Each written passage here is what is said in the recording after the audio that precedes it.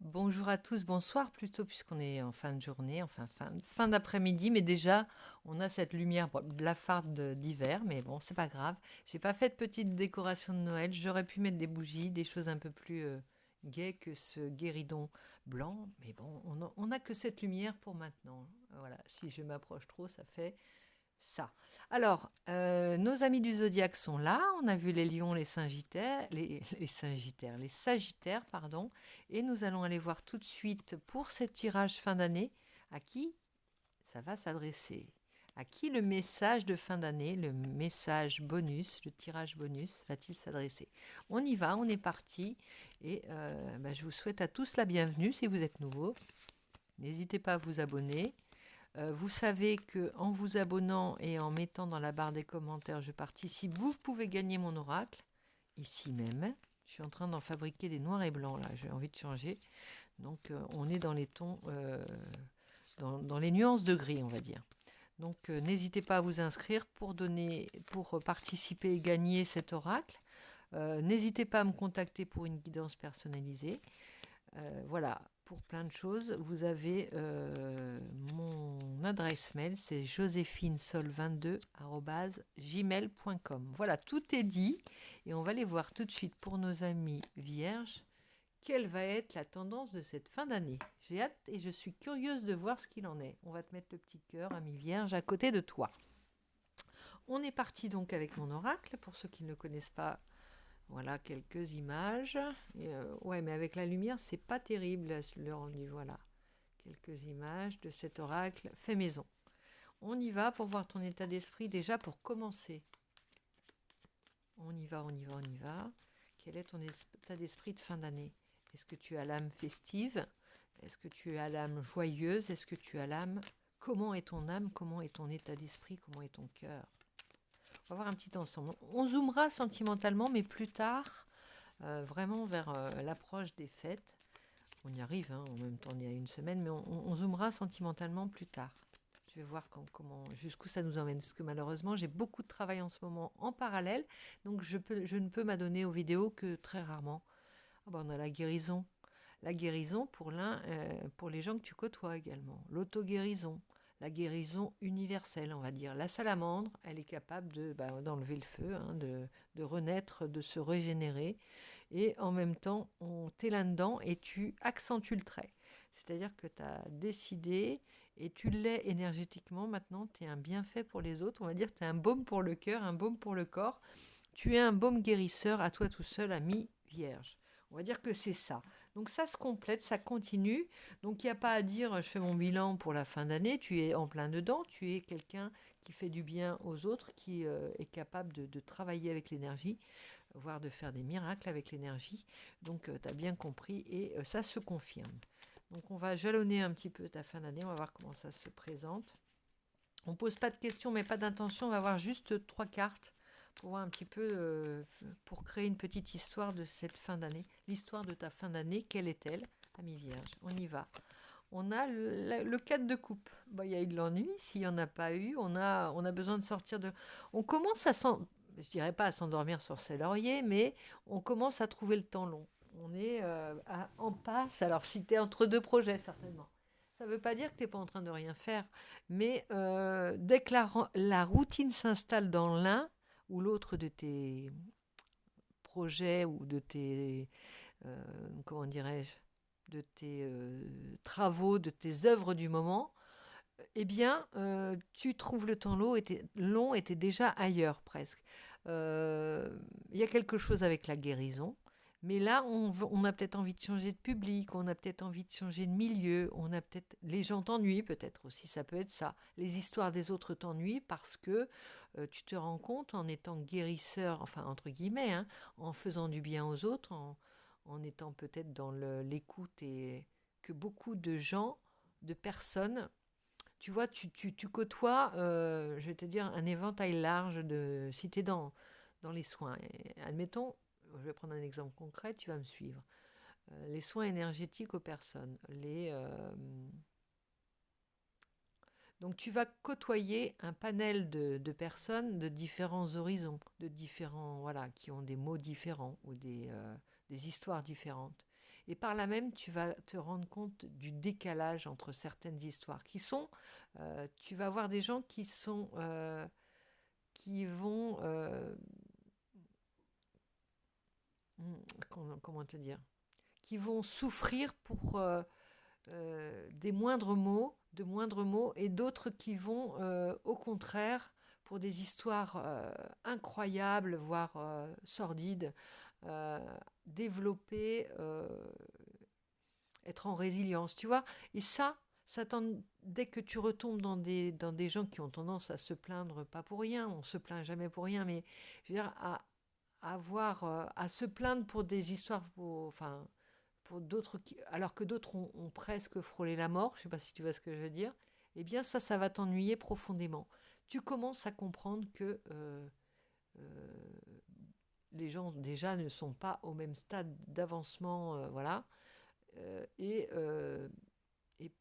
il y a une certaine hiérarchie, enfin il n'y a pas de hiérarchie dans la souffrance, c'est pas ce que je veux te dire, mais tu te rends compte qu'il y a des personnes qui ont tendance à se plaindre pour rien, on va le dire, hein, voilà. Et ça, si on suit bien les choses, on se rend compte que c'est en côtoyant beaucoup de monde, en regardant un petit peu en dehors de soi, si on s'en rend compte par soi-même, hein, quand on se plaint soi-même de sa petite condition, voilà, on se rend compte qu'à côté, il y a des gens qui souffrent et qui ne pipent mot sur ça, quoi, qui serrent les dents et tu n'en sauras rien. Voilà. Alors, cas de couple, il y a de ça aussi. Ça peut être aussi que tu es simplement entre deux projets de réalisation et que pour le moment, il y a l'ennui. Et c'est ton moteur. Surtout pas d'ennui dans ta vie, ami vierge, hein. On sort du 5 de Pentacle. Euh, il y a vraiment l'idée qu'on n'est pas encore dans le projet suivant. Il y a un blocage certainement. La clé, elle est là. Tu ne l'atteins pas, tu ne la vois pas. Tu ne vois pas ta richesse. Il y a quelque chose qui est bloqué. Un statu quo qui fait que voilà, tu t'ennuies parce que tu peux pas encore être dans le nouveau projet, et en même temps, tu aimerais bien y être. Là, tu stagnes. Tu sais, c'est comme l'aspirateur qui a fini sa corvée. Tu sais, je pense à ces aspirateurs autonomes là, et qui bute contre un coin qui peut pas terminer son travail parce que il bute sur une porte ou sur un obstacle. Et c'est ça, il faut qu'on te relance. Il faut relancer la machine. Parce que toi, ton énergie, elle ne peut pas stagner. Elle est opérante que quand elle avance. Que quand tu es dans ton projet, que quand tu es dans ton chemin. Exactement. Roi de coupe. Le roi de coupe, il est sorti un peu à l'envers. Il faut que tu retrouves la sérénité. Il faut que tu sois toujours roi de coupe, ami vierge. Dans ce calme serein de la personne qui peut aimer, dont l'énergie est au taquet et très haute pour pouvoir aimer, aider et diffuser cette belle énergie, tout en gardant le calme, hein. On n'est pas en train de se défausser, hein. Avec le roi de coupe, il est au plein de son énergie aimante, hein. C'est vraiment une très très belle carte, le roi de coupe. Donc là, pour le moment, il faut que ça se redresse, tout ça. On va prendre tout de suite l'oracle de la libération énergétique, justement pour voir qu'est-ce qu'il te faut pour ça et pour éclaircir un petit peu ce blocage, qui n'en est pas un, c'est peut-être simplement la fin d'année. Il y a des choses qui sont des décisions qui doivent attendre le début d'année, voilà, parce qu'on ne commence rien dans ce boudin, comme on dirait en Provence, hein. Donc on est presque dans le boudin, mais on n'y est pas encore. C'est un petit peu une période où on ne peut pas démarrer tout de suite. On est bloqué, mais bon, en même temps, tu vas faire la trêve de Noël, la trêve des confiseurs pour justement, c'est ce qui, je pense, qui va débloquer pas mal de choses. Alors, qu'est-ce qui va t'aider? La méditation. Bon, il est dans la même position que le roi de coupe. Alors, tu sais très bien, toi qui es quand même dans le pragmatisme, dans le faire, dans le concret, ami vierge, tout de même, la méditation n'est pas stérile pour toi. La méditation est créatrice. Et surtout, avec cette salamandre, surtout si on rejoint les énergies et la guérison, entre guillemets, la maîtrise de ses énergies, dans la diffusion de ses énergies aux autres, et les bienfaits que ça peut ne serait-ce que t'apporter à toi, comprends que c'est de la création aussi. La recréation. La méditation, c'est de la recréation, on va dire. Récréation, c'est un temps de récréation, exactement au sens propre du terme. Un temps où tu vas faire la trêve, forcer, parce qu'on a du mal à t'arracher à ton activité, on a du mal à t'arracher à la besogne, à mi-vierge. Et pourtant, c'est dans ces moments-là qu'il se crée le plus de choses. Parce que justement, arraché à ton activité, arraché à ta besogne, pour un temps, euh, ça se fait tout seul. C'est pas de la méditation, ça peut s'apparenter à de la méditation, mais toi, il te suffit de ne rien faire pendant 5 minutes. Être extirpé de ton univers de travail, de ton activité, de ton projet, de tes idées, simplement de ton mental, pour que ça crée, tu vois, ça crée sans toi. On te fait, comment dire, un bien fou quand on t'empêche, à un moment donné, pendant 5 minutes, de pouvoir vaquer à ton occupation, de pouvoir entamer une autre besogne. Je ne sais pas comment te dire ça. C'est un cadeau qu'on te fait. C'est ça ton cadeau de fin d'année.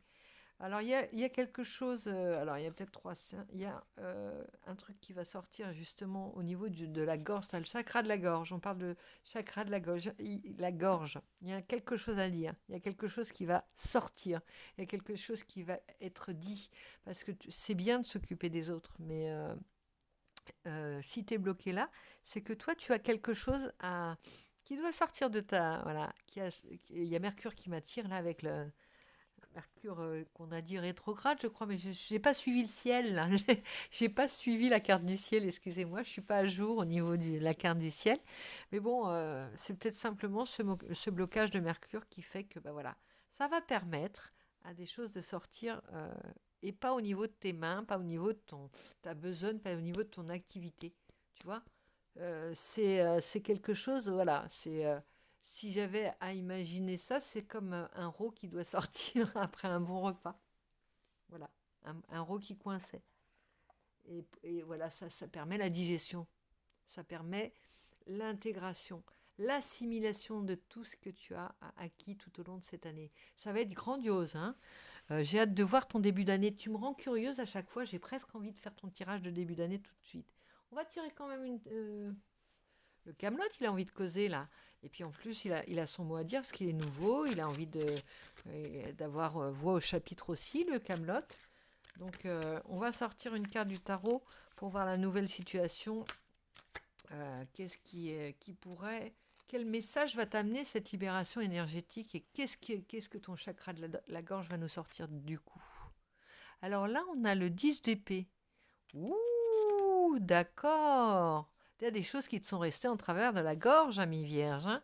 Tout ce que tu as accumulé toute cette année, toutes les épées que tu as pris et qui ne sont pas sorties, qui demandent à sortir pour que tu retrouves ton étoile, ta bonne étoile, tu retrouves ta foi correcte et que ce soit pas de la mauvaise foi, tu vois. Quand tu parles, que ce soit de la conviction profonde, quand tu apportes la bonne parole aux autres, hein, dans ton travail, ça peut être un travail très concret. Hein. On peut faire du bienfait aux autres dans son travail simplement. Hein. Mais il faut que tu retrouves la bonne parole. Ta bonne parole qui est en même temps ta manière d'éclairer les autres sur leur chemin, ami vierge. Et pour cela, il faut sortir tes épées voilà, tes propres épées. Il faut faire le ménage, même si tu es haut en énergie, même si tu es haut ou haute en énergie, même si tu as un pouvoir d'auto-guérison, même si tu fais le job. À un moment donné, tu es sali, tu es encrassé, la machine peut s'encrasser simplement par toutes les énergies, les poussières d'énergie que tu reçois, parce que tu reçois beaucoup quand tu aides les autres, hein, quand tu es dans l'aide à la personne, on va dire, pas seulement, hein, pas concrètement, mais tu peux être en contact avec des gens, tu reçois beaucoup, et pas que du bon. Et c'est ça qui doit sortir simplement. C'est un petit rot salvateur de fin d'année, on va dire, avant de reprêcher la bonne parole. Je te mets l'étoile en dos de deck, c'est ta future avancée. On se débarrasse de toutes ces épées là qui nous ont... Mais bon, en même temps, c'est des fins de cycle. Hein. On est bien dans une fin de cycle et attends, la méditation, Simplement, ça va sortir naturellement. Il faut juste te poser. 5 minutes te poser, d'accord? Ami Vierge, donc on est à 15 minutes. Je vais te laisser très court ce message. Je vais te retrouver pour le zoom sentimental, le zoom du cœur avant cette fin d'année. Donc je fais une vidéo courte pour toi, mais je pense qu'elle va être efficace, celle-là. Donc je te fais plein de gros bisous, je te dis à très vite et on se retrouve rapidement, bien entendu. À bientôt, bisous bisous.